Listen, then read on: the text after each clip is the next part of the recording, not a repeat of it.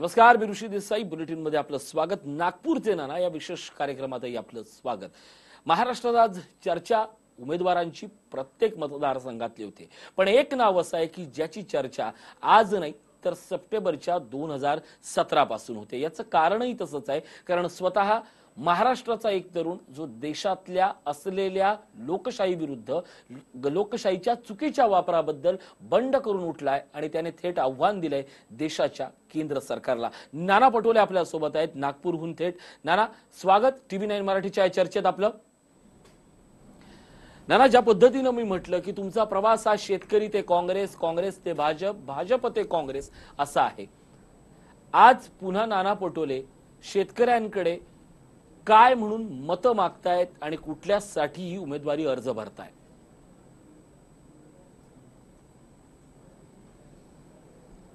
असं आहे की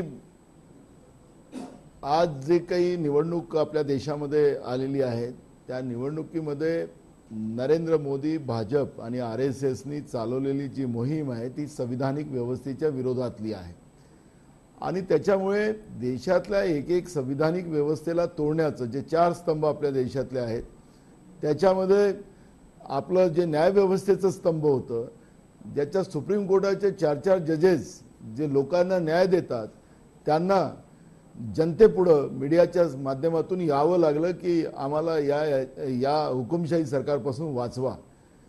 आज खऱ्या अर्थाने पहिल्यांदा या देशामध्ये असं चित्र तयार झालं की रिझर्व्ह बँकेचे कमिशनर, एक नाही तर अनेक कमिशनरनी स्वतःहून राजीनामा दिला. पुलवामाच्या घटनेमध्ये एकीकडे आईच्या जे कोक उजळली गेली, अनेक बहिणीच्या कपाळाचं कुंकू पुसलं गेलं, लहान पोरांच्या वरता त्याच्या वडिलाचा छाया उचलला गेला आणि लाशांची तुकडे पडलेली होती शहीदांची. आणि त्याच काळामध्ये नरेंद्र मोदींनी जो रिझर्व्ह फंड असतो आपल्या देशाचा त्याच्यातले 27,000 कोटी रुपये काढून त्या पैशाचं आपल्या पद्धतीनं वापर केला. आपल्या देशाच्या CBIचा तोच हाल या नरेंद्र मोदी आणि सरकारने केला. अशा परिस्थितीमध्ये देशाची व्यवस्था, लोकशाहीची व्यवस्था लोकांमध्ये समजून आलेली आहे की आता नरेंद्र मोदी अगर या देशाचे पुन्हा प्रधानमंत्री होतील तर या देशातली लोकशाही संपुष्टात येतील. आणि भारत देशामधली एक विशेषता अशी आहे की आपल्या देशाच्या स्वातंत्र्यासाठी, आपल्या देशाच्या संविधानिक व्यवस्थेसाठी प्राणाचंही बलिदान देण्याची परंपरा या भारत देशाची राहिलेली आहे. आणि RSSच्या माध्यमातून नरेंद्र मोदीनं ज्या पद्धतीनं या देशामध्ये जो उत्पादन माजवला त्याचे परिणाम नरेंद्र मोदी आणि भाजप सरकारला भोगावं लागेल. हाच विषय घेऊन आम्ही जनतेच्या पुढे जाणार आहोत. सप्टेंबर 2017 ते साधारणपणे मे 2014 पासून ते सप्टेंबर 17 पर्यंतचा जो काळ होता त्या काळात नाना पटोलेंनी काय भोगलं? कारण जनरली असं म्हटलं जातं, माणूस एकदा निवडून आला, माणूस एकदा सत्ता पदावर दिसला की त्याला मोह दिसतो. पण तुम्हाला असं काय झालं की हे सगळं सत्ता पदाची झूल सोडून तुम्ही पुन्हा विरोधी पक्षात गेला? हे फार वर्षांनी घडत होतं, असं का घडलं? बाबासाहेब आंबेडकरांची पण भूमिका त्या काळात तीच होती की मी जे मंत्री आहे पण माझ्या जनतेला मी न्याय देऊ शकत नसेल तर हे मंत्रीपद कशाच्या कामाचं.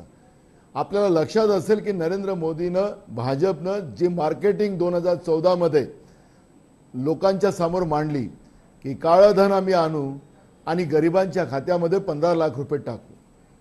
केंद्रात सरकार आलं तर दर वर्षाला 2 कोटी युवकांना आम्ही नोकऱ्या देऊ. स्वामीनाथन समितीची शिफारस आम्ही लागू करू.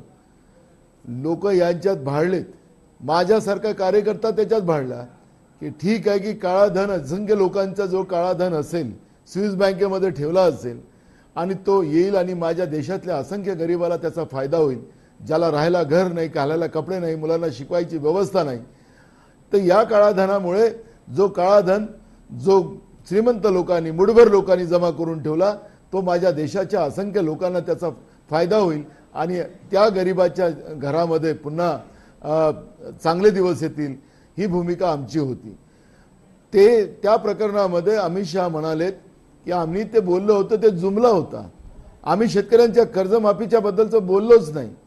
आम्ही तोही जुमलाच होता. आम्ही श्रीमंत लोकांचं कर्ज माफ करायचं, उद्योगपत्यांचं कर्ज माफ करायची भूमिका आमची होती, हे अमित शहा बोललेत. आणि त्याच्यामध्ये देशातल्या 15 लोकांचं 3.5 लाख कोटीचं कर्ज माफ करण्याची भूमिका सरकारने घेतली आणि त्यांचं कर्ज माफ केलं. मग माझ्यासारखा एक जमिनीवर काम करणारा बहुजनांचा कार्यकर्ता, बहुजनांचं नेतृत्व करत असताना लोकसभेची खुर्ची उगवायसाठी मी गेलो नव्हतो, तिथं सत्ता भोगायला गेलो नव्हतो. माझ्या लोकांना न्याय मिळाला पाहिजे.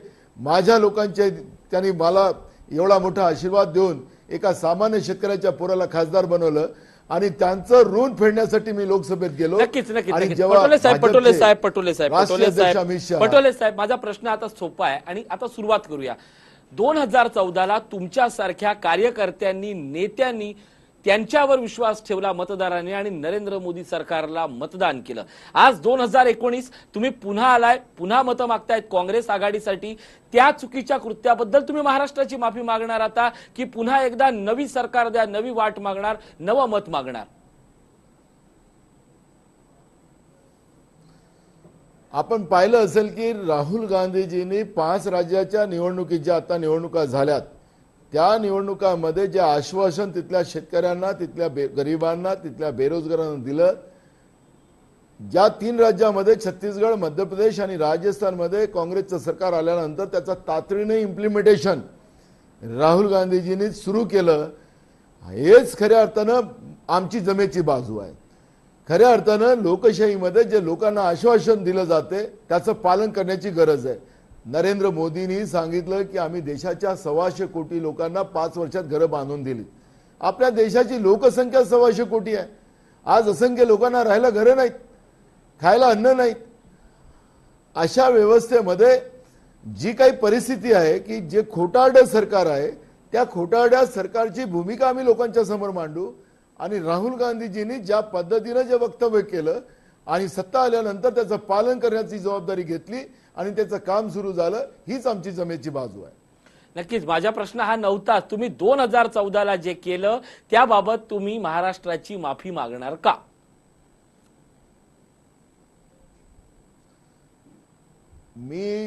मी सत्ता पूर्ण भोगली असती तर मी माझी चूक मान्य केली आणि चूक मान्य करूनच मी खासदारकी सोडली.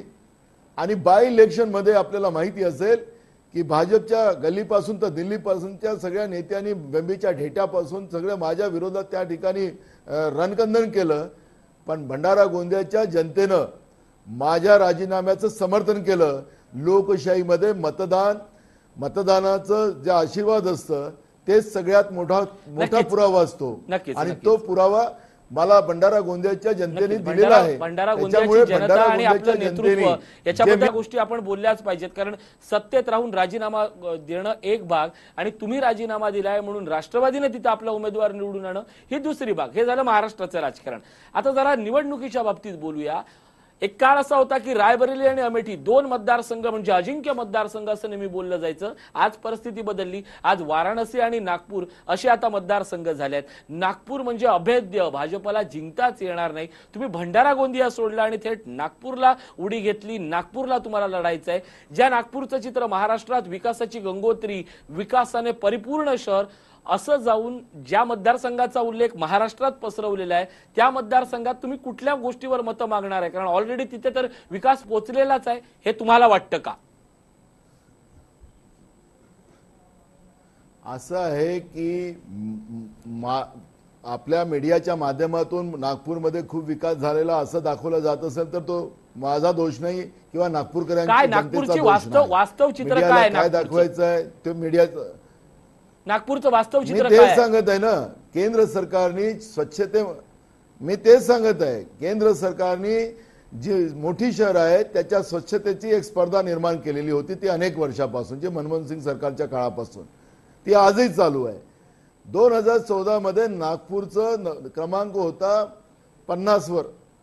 आता तो या वर्षाला गेला 58 वर, म्हणजे 58, म्हणजे 58 वर गेला, म्हणजे उलटा घसरला. म्हणजे नागपूर शहराचा सर्वांगीण विकास झाला, नागपूर शहर सुंदर झालं असं मीडियाच्या माध्यमातून दाखवलं जात असेल तर जे स्वच्छतेचं जे स्पर्धा होते त्याच्यात नागपूरचा क्रमांक घटलेला आहे. तो काही मी काही त्याच्या परीक्षेत नव्हतो. ज्यांची कमिटी, ज्यांचं सरकार आहे त्यांच्या सरकारने, त्यांच्याच लोकांनी तो रिपोर्ट दिलेला आहे. त्यामुळे नागपूरचा भकास झालेला आहे, हेच कमिटीने सांगितलेलं आहे. त्याच्यामुळे नागपूरचा सर्वांगीण विकास झाला. मी काल पत्रकारांनी मला विचारलं की मोदींनी गडकरींनी फार चांगली कामं केली. मी त्याला सांगितलं एक काम सांगा, एक काम सांगा की ते लोक उपयोगी आहे. मेट्रो लोक उपयोगी आहे. ते बर्डी ते सदर तिथं तर कोणी बसणार नाही. आणि एवढे पैसे खर्च केलेत, अजून मेट्रो सुरू झाली नाही. उद्घाटन घाईगर्दीनं केलेत आणि घाईगर्दी केली. मेट्रो अजूनही सुरू झाली नाही. एक दिवसासाठी सुरू केली, बंद करून टाकली. पण मेट्रो रेल सुरू न करता आज नागपूरकरांच्या खिशातून पैसे काढण्याचं पाप हेच गडकरी आणि फडणवीस आणि नरेंद्र मोदी करतात आहेत. मेट्रो रेल टॅक्स लावला. आणि तुम्हाला माहितीसाठी सांगतो, मी संविधानिक व्यवस्थेची गोष्ट करत होतो. नागपूर महानगरपालिका ही बीजेपीच्या हातात आहे. महाराष्ट्राचं सरकार हे बीजेपीच्या आणि योगायोगानं नागपूरचाच आमदार राज्याचा मुख्यमंत्री आहे, तोही बीजेपीचा आहे. नागपूरच्या महानगरपालिकेमध्ये आज तिथली स्थानिक स्वराज्य संस्थेचे जे अधिकार आहेत ते संपुष्टात आणलेत. तिथलं पाणी पण द्यायचा तो खासगी माणूस देईल, तिथला कचरा उचलायचा तोही खासगी माणूस देईल, तिथले लोकांच्या घराचं समजा टॅक्स लावायचा असेल त्याचं टॅक्स लावायची पद्धत खासगी माणसाकडे कॉन्ट्रॅक्ट देऊन टाकला. सगळं खासगीकरण करून टाकलं. स्थानिक स्वराज्य संस्थेच्या जे संविधानिक अधिकार होते ते संपवण्याचं काम केलं. मेट्रोला नागपूरकरांच्या प्राईम ज्या जागा होत्या मेट्रोला दान करून टाकल्यात. अशा परिस्थितीमध्ये जे काही मीडियाला दाखवलं जात आहे त्या मीडियाच्या माध्यमातून तुम्ही बाहेरून नको, इथं नागपूरकरांना येऊन थोडं विचारा. पटोले साहेब, हाच प्रश्न, नागपूरचा हाल किती वाईट झाला. नागपूरमध्ये मूलभूत सुविधा यांना फाटा देऊन अन्य गोष्टींना विकास असं भासवण्यात येतंय का? बिलकुल. मी तुम्हाला हे सांगतो, मूलभूत सुविधाचा अर्थ असा होतो आणि त्याचं मला काही सर्टिफिकेट द्यायची गरज नाही. 7 जुलै 2018ला जेव्हा महाराष्ट्राचं अधिवेशन नागपूर शहरामध्ये होतं, पावसाळी अधिवेशन पहिल्यांदा झालं. 7 जुलैचा दिवस तुम्ही आठवा, त्याची क्लिप वगैरे तर दाखवा चॅनलला, सगळीकडे लोकांना कळू तर द्या की अगर यांचा सर्वांगीण विकास झाला असता तर अतिवृष्टी नागपूरमध्ये पहिल्यांदा झाली नाही. नागपूरमध्ये विधानसभा काही गडकरी फडणवीस आले सत्तेमध्ये म्हणून झाली नाही. इतक्या हे तर पुरातन काळातली आहे. या नागपूरच्या विधानसभेत आणि नागपूरकरांच्या घरामध्ये पाणी घुसण्याची व्यवस्था निर्माण केली. सर्वांगीण विकास झाला असता तर नागपूरच्या जनतेला त्रास झाला नसता. मी तुम्हाला मुद्दामून सांगतो आणि महाराष्ट्राच्या जनतेला आणि देशाच्या जनतेला कळू द्या, यांनी विकासाचं नाव करून पूर्ण नागपूर शहरामध्ये गड्डे करून ठेवले. गड्डेकरींनी गड्डे करून ठेवले. त्याला पुलकरी आपण म्हणता. गडकरींनी गड्डेकरी करून ठेवलं आणि त्याच्यामध्ये अनेक लोकांना जीव गमवावा लागला. मेडिकल कॉलेजचं आणि मेयो हॉस्पिटलची आपण परिस्थिती बघा. इथं साधा उपचार होत नाही. त्याचे पदसिद्ध अध्यक्ष खासदार असतात. आता खासदार म्हणजे खासदार झाले म्हणून मंत्री झालेत आणि म्हणून आरोग्य व्यवस्था इथं कोलमडली. राज्याचा मुख्यमंत्री, राज्याचा गृहमंत्री नागपूर शहरातला. आज तुम्ही क्राईम व्यवस्था तुम्ही बघा पूर्ण महाराष्ट्राची सगळ्यात जास्त एक नंबरला नागपूर हे शहर क्राईमचं शहर गडकरींवर आहे. आणि जे गडकरी आज पंतप्रधान पदाचे उमेदवार म्हणून त्यांच्याकडे महाराष्ट्र पाहतोय, या गडकरींचा पराभव करून तुम्हाला काय सांगायचंय? असं आहे, मी विचाराची लढाई लढतो आहे. प्रधानमंत्री का ते आता तर 2 नंबरचे मंत्री आहेत. 2 नंबरच्या मंत्री राहूनही सुद्धा त्या नागपूरचा त्यांनी सत्यानाश करून ठेवला असेल तर प्रधानमंत्री करून त्या देशाचा सत्यानाश करायची जबाबदारी त्यांना द्यायची, असं तुमचं मत आहे?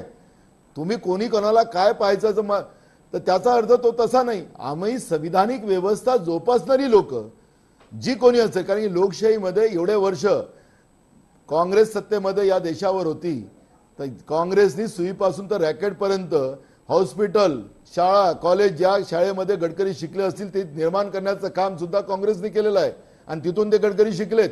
आज तर आमच्या गरिबाच्या पोराचं शिक्षण संपवून टाकलं, शेतकऱ्यांना देशोधडीला लावलं. मग असं करणाऱ्या माणसाला देशाचा प्रधानमंत्री होऊ देणं हे अगर तुम्हा लोकांना वाटत असेल तर माझ्यासारख्या जे संविधानिक व्यवस्थेला आणि बहुजनांच्या अधिकाराची लढाई लढणाऱ्या कार्यकर्त्याला कधी वाटणार नाही. नक्कीच. पटोले साहेब, नरेंद्र मोदी देशाचे बहुजन हा शब्द वापरताय, तुम्हाला बहुजन हा शब्द वापरतायत. याच बहुजन समाजाकडनं एक आक्षेप घेण्यात येतोय तुमच्या उमेदवारीला. खैरलांजी प्रकरणात तुमच्याबद्दल आक्षेप घेण्यात येतो, ती भूमिका काय आणि विरोधकांचा आक्षेप काय? असं आहे, विरोधकांचं आमच्या इथं एक RSS ची एक संस्था रजिस्टर्ड केलेली आहे आणि त्याचे जनार्दन मुन हे त्याचे प्रमुख आहेत. आता इथली जी RSS आहे त्याचं रजिस्ट्रेशन नाही आहे, त्याचं आपण मधल्या काळात आपल्याला लक्षात आहे. जेव्हा हे सगळं वादळ निर्माण झालं खैरलांजीचं, त्या खैरलांजीच्या वादळामध्ये त्यांनी सरळ गडकरीवर आरोप केला की गडकरीने लावलेली आग आहे. मी आपल्याला माहितीसाठी सांगतो की मी भंडारा जिल्ह्यातली घटना आहे. मी घटनेच्या वेळेसही आमदार होतो आणि त्याच्यानंतरही मी आमदार अनेक वर्ष राहिलो आणि खासदार पण राहिलो. सार्वजनिक जीवनामध्ये, राजकीय जीवनामध्ये मी सातत्यानं नक्कीच सार्वजनिक जीवनात तुम्हाला बदनाम करण्याचं षडयंत्र आहे विरोधकांचं, असं याबद्दल आक्षेप आहेत. या सगळ्या संदर्भात साहेब आपण बोलत ऐकून तर घ्या. अगदी थोडक्यात म्हणून मी आपल्याला सांगतो की आता बदनाम ज्यांनी केलं त्यांच्या उरावर सगळ्या गोष्टी पडल्यात. या निमित्तानं आमची सगळी लोक एकत्रित झाली, बहुजनांची सगळी लोक एकत्रित झाली. हा बदनामीचा डाव आहे, बदनामीचा कट आहे असं आपण म्हणताय. या सगळ्याच्या निमित्तानं पटोलेंची भूमिका, पटोलेंचा प्रवास आणि पटोलेंना काय सांगायचंय हे आम्ही जाणून घेतलं. धन्यवाद नाना पटोले, तुम्ही आमच्याशी बोलल्याबद्दल. हा व्हिडिओ तुम्हाला आवडला असेल तर असे आणखी व्हिडिओ पाहण्यासाठी TV9चं YouTube चॅनल सबस्क्राईब करा, बेल बटण दाबा. ताज्या घडामोडींसाठी लॉग ऑन करा tv9marathi.com.